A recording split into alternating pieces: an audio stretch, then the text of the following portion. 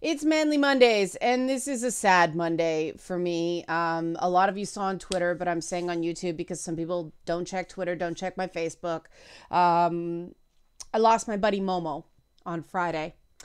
Um, he passed away. His heart failed, and it was a sad day.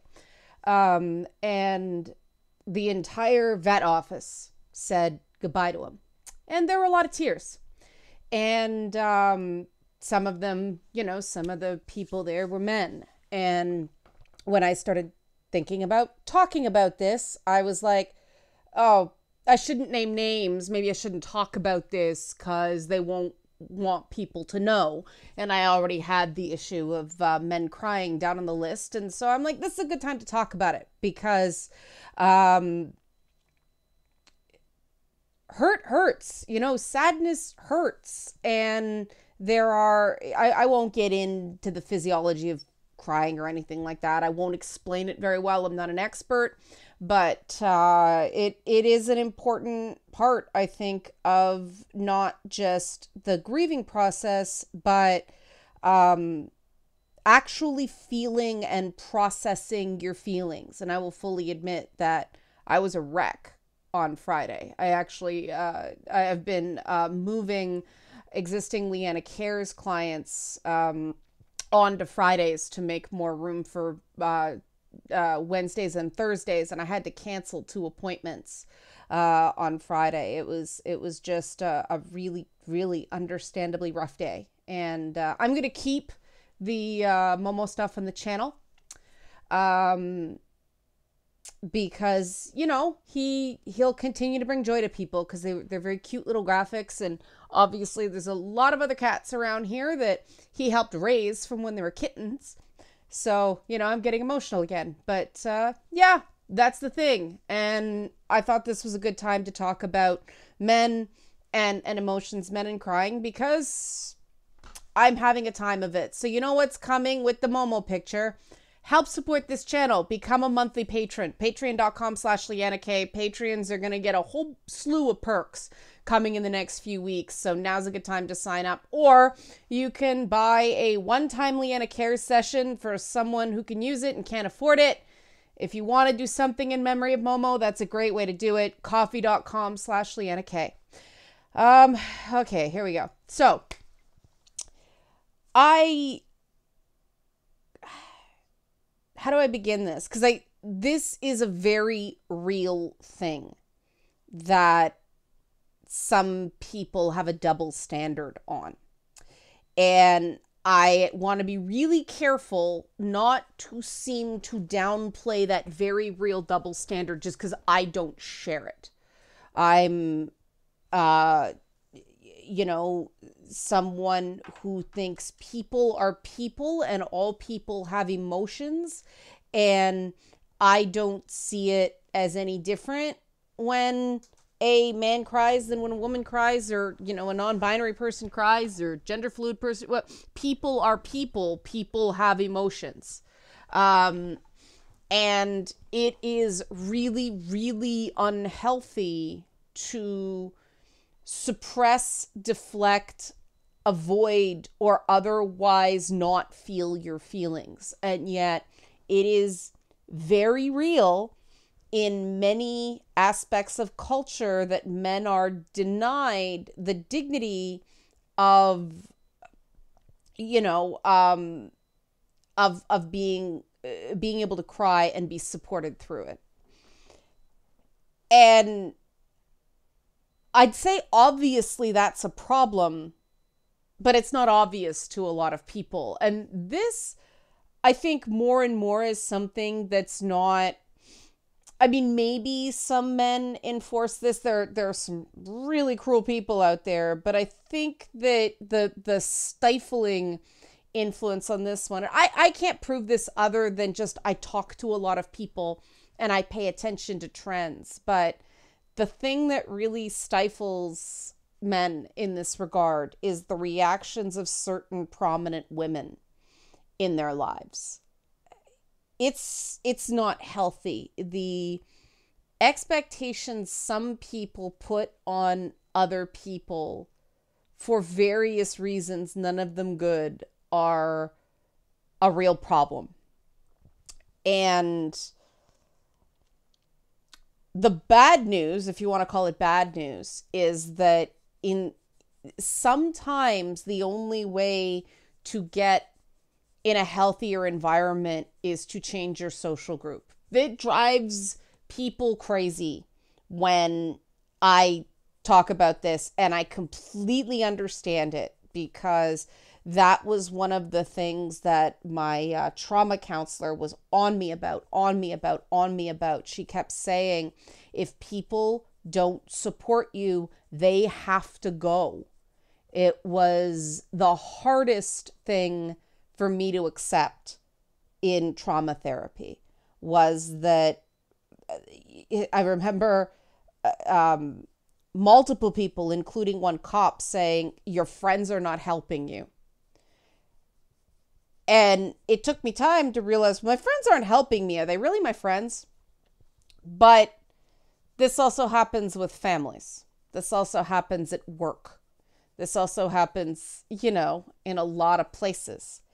And, there's never been a better time to look for a job in a lot of fields right now. So now might be a good time to get out of that stifling workplace and move somewhere that seems a little healthier. At least, for the time being, it'll be better. The workplace you're in right now is crappy. Maybe the next one won't be. But work is a different thing, right? You can sort of understand why people can't lose their shit at work. Now, my workplaces are unusual in this regard, because I've worked in the media my entire adult life. I've done some corporate stuff, but it's always been corporate, media stuff. And so media is weird that way, in that it's actually more damaging for women to cry at work a lot of the times than men in the media. Now, that is the exception that proves the rule. That's sort of fake lefty, we're not like the rest of the world kind of thing. But the weirdly torqued reverse double standard is there because, we're so sensitive. And no, you're really not. It's just a different sort of manipulation. But like I said, that's the exception that proves the rule. And this is one of these instances where I really had to listen to people who have different experiences. Like, I've had, both men and women say to me, if I cry at work, I'm done. But in some fields, it's definitely more of an issue for men. And that's not right. That's not right. I don't think anyone should be judged for having legitimate emotions, for being overwhelmed, for cracking under pressure, and so on and so forth. And that's why I try to be authentic about my emotions. That's why I try to, not be out of control, but feel my feelings and set an example of that. I've gotten really, really good at getting back to work fairly quickly after difficult things, because, you often don't have a choice in the entertainment industry. I remember one award show, there was a member of a very, very popular boy band who was there, and they'd been through the music station I worked at quite a few times, and his sister had just died, and he was there. And I actually got a chance to say, are you okay? Like, what are you doing here? And he said, this is my way of processing. She wouldn't want me to miss this stuff. This is my life. This is how I handle it. And it wasn't that he wasn't sad. He clearly felt the loss, but everybody handles it in a different way. Some people need more immediate time. I'm one of those people that it hits me at the damnedest times. So on days I'm feeling okay, I use them, because 2 weeks from now, I may have a day where it's just like, and that's my process, right? And it's really important to understand your own process, to not force yourself one way or another to feel or not feel things. Now, the challenge for a lot of men especially, but some women as well who have been raised, you know, oh, just don't let it bother you. That's the stupidest advice on the planet for me. It's completely counterproductive. All it does is it makes someone feel guilt and shame for feeling bad about something. It's bullshit. The truth is, I find if something happens and I let it bother me and I work through it, the next time something similar happens, it doesn't bother me as much. And again, and again. And, you know, now I'm the lovely, cynical asshole, lovable, cynical asshole I am today, where most things is just like, this has all happened before, this will all happen again, whatevs, you know, obviously with notable exceptions.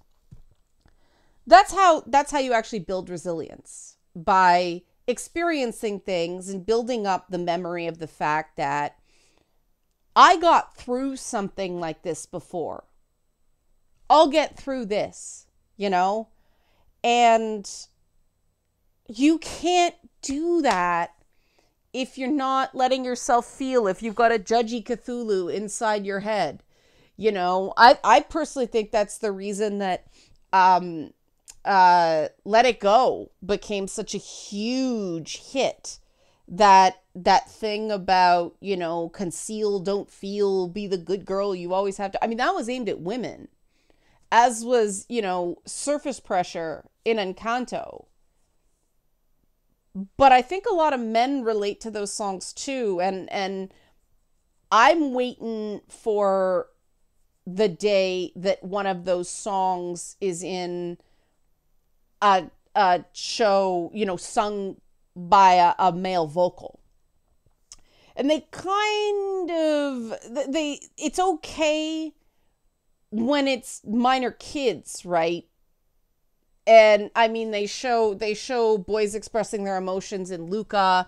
And I mean, Disney's doing a pretty good job trying to set the tone, but unless adults content and social circles start setting the tone, and I don't think media can do this alone, because media people just go, that's not real, you know.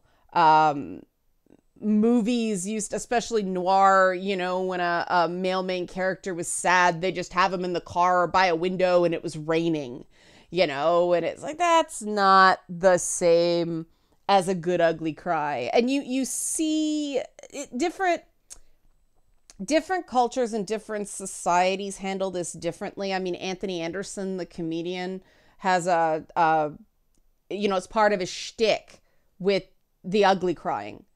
And I think that's, even though it's played for laughs, I actually think that's a pretty important thing that he's doing. Because even though he's doing it in, you know, couched in comedy, he is creating that permission structure. And this is where we get into all cultures are not created equal on this issue. And the prohibition, if you will, against men crying, or the social shaming against men who cry, is a fairly recent thing. And I really think this is important to understand, because people get into, well, men just don't feel emotions the same way women do. Testosterone makes it process differently. And that's a lack of understanding about how that increased aggression, so on and so forth, works.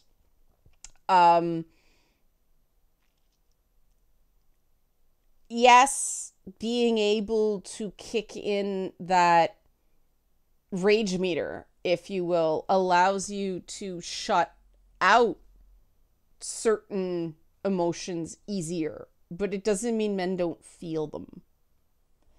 And the best science can say, based on studies, is it isn't that men naturally feel less or feel less sad.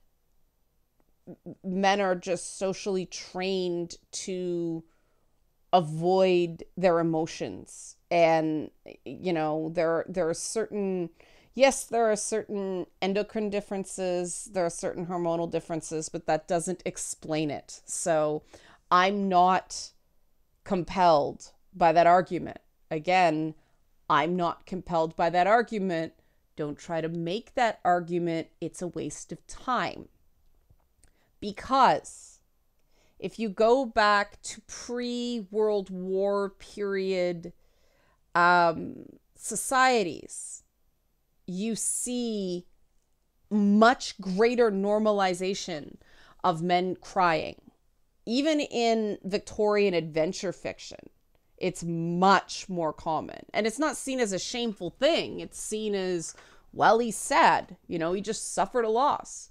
I remember the thing that made me aware of this was The Lord of the Rings, where, Boromir's funeral, they're singing and they're crying and they're all this stuff. And I'm like, what is going on here? And somebody explained to me, I don't remember who now, but Tolkien was drawing a lot from Greek and Roman epics. And back in those, kind of ancient times, you were expected to cry at your friend's funeral. If a man didn't cry in certain cultures at a fallen friend's funeral, there was a belief he didn't care about him.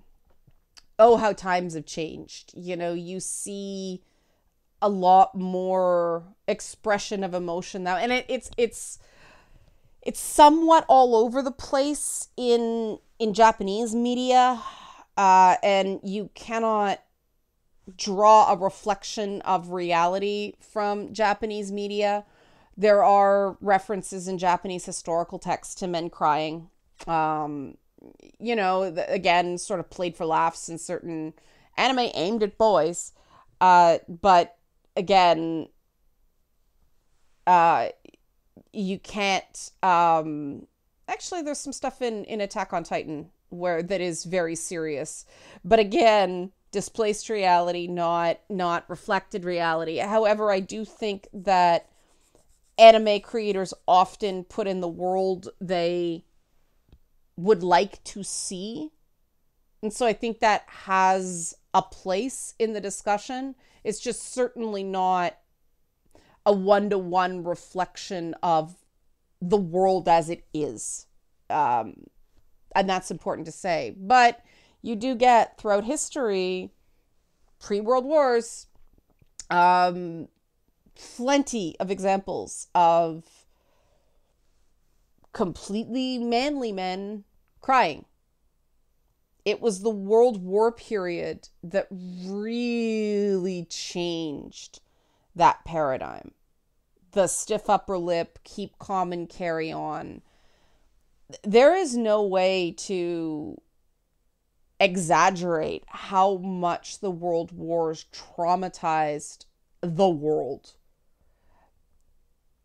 It traumatized everyone in one way or another. But because there was conscription, because there was a draft, it traumatized an entire generation of men. And then it happened again in World War II. And we're still dealing with the fallout of that trauma in a lot of ways, because, one of the things people do is when emotions become too much, they dissociate. I get accused of doing that sometimes, but it's not, there's probably a bit of it going on, but it's not usually that. It's get through it and feel bad about it later. It's a skill I learned in media, because people will scream at you when you're trying to work and you can't afford to lose it at that moment. So you just have to sort of put it in a box and feel crappy about it later. And then it hits you 4 times as hard, but hey, you got through it. But there are some people who learn to put it in a box and keep it in the box, and it just festers in that box, and it does a lot of internal damage. And that's the stuff that is really unhealthy, and that spirals into the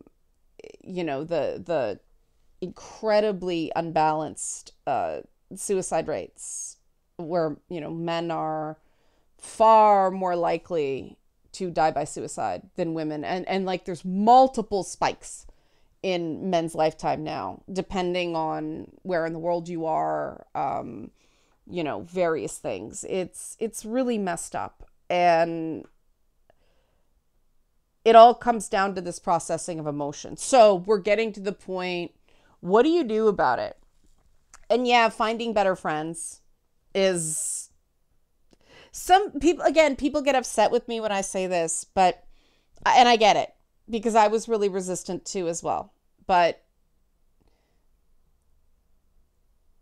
finding better friends really helps a lot. And sometimes you can't find better friends until you ditch the crappy ones. And that's tough, because if you're not good with being alone, that can be terrifying. It was hard for me because I was one of those, I've been nerd all my life, and so I've been rejected, and I don't want to reject other people, and I want to give people the chances I want. And eventually I realized I'm not giving me the chances I want. I've given these people a ton of chances. These aren't the chances I want. I would want somebody to tell me that I was having a bad effect on them. And I'm sure if you think about it, I know the number of people who somebody just suddenly stopped talking to them. They're like, I wish they told me. I don't know of anybody personally who would rather somebody keep it to themselves if something's bothering them, because usually the person doesn't mean to do it and they don't know they need to stop until they're told. Right? Now, some people are completely unreasonable about things. That's fair. But you know what I mean? Most people would rather know.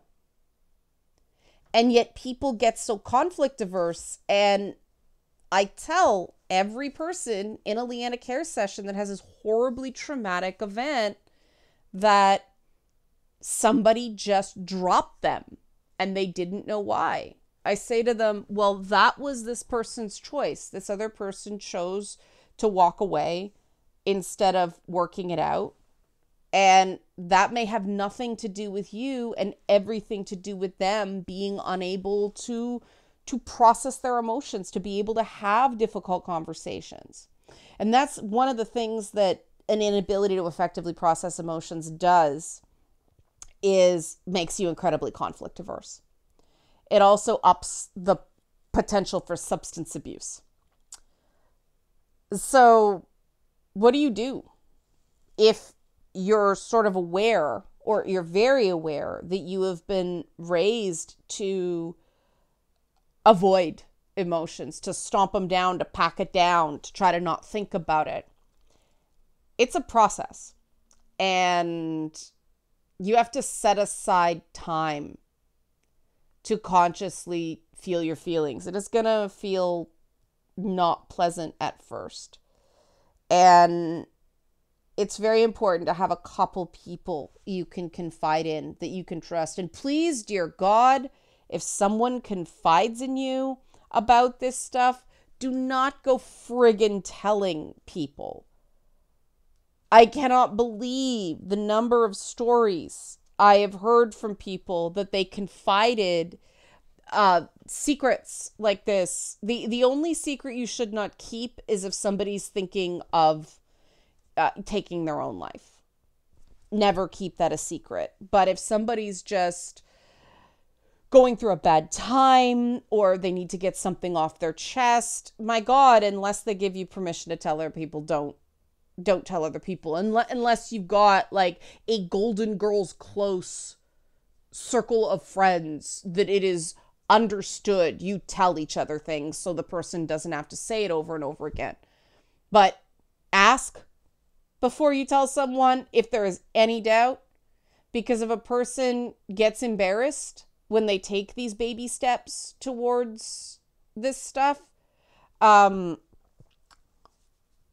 not going to trust you again.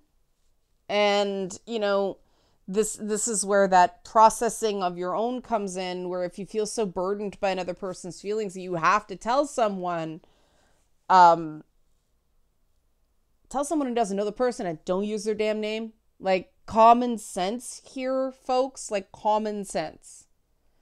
But common sense is often neither. And this is why people continue to shut down. The other thing I've been told is that a thing that stops people, mainly men, but I completely relate to this as well. If people get pity as a response, oh, you poor thing, they'll never do it again. And there is a fine line sometimes between empathy and pity. What one person is attempting to communicate empathy, another person is going to read as pity. So it's very, very important, if you've had an intense conversation with someone, to check in, make sure they're okay, make sure nothing got lost in translation. Because those first few times are so critical to someone feeling like they're allowed to feel. And I keep saying someone because this is not just men. This is something that primarily affects men. But this is the weird thing about Manly Mondays. I realize I keep saying, well, you know, I understand this. If I were in these situations, I'd feel the exact same way. And I don't know if this is just my brain or whether these things are more universal than people make them out to be. But this is where I get to the message for women watching this stuff.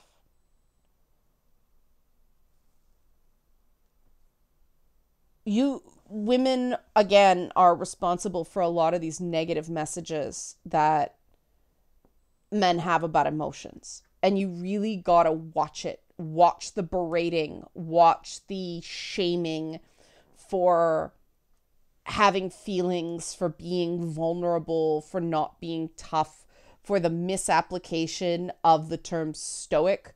Stoic is not suppressing emotions. Stoicism is the processing of emotions. If you actually read the Stoics, it's not conceal, don't feel, don't let them know. That's fucking Frozen again. It's think a thing, realize it's not that important, or realize a way to process it, or find a way to put it behind you. It's emotions going through you, not keeping emotions out of you. It's a very important distinction, because it is possible to practice more efficient processing of emotions. It is unhealthy to bottle emotions up or try to not feel them or try to keep them at bay. It results in profoundly self-destructive antisocial behavior in the long run. And so watch the man up, be a man, quit this, you know. The other thing I have become more careful about is saying don't cry to someone. That was my intention in the past, to try to cheer someone up or make them realize I care. And it was pointed out to me that, well, that may make a person feel guilty for burdening you. And so watch the, I feel so bad that you're crying, or some people don't need any more on them. The best thing to say is to reassure them that it's actually okay, that you appreciate them being honest about their emotions, and it's good to feel them, and that you'll sit with them and you'll be there with them, and you're happy that this person trusts you enough to be honest about how they're feeling around you. That, to me, is the best way to go. Like I said, individual mileage may vary, so check it out with the person. But yeah, we need to make it more okay for men to not be okay, just based on the sheer number of, new viewers come to this channel and they're super angry on the outside, but I can tell there's pain on the inside that they don't know how to feel yet. And it's always cool to me to watch commenters like that evolve into people who can be more open and honest and trusting and authentic about how they're really feeling. But we need to do more. We need to do better collectively on this issue and individually. There's always more we can learn. There's always more we can do to improve the skill of supporting other people in our lives and allowing them to support us in return. All right. So here we go again. Help support this channel. Become a monthly patron, patreon.com/LeannaK, or make a one-time coffee donation for someone who can use a Leanna Care session but can't afford it. Coffee.com/LeannaK. This has been Manly Mondays. Have a good Monday.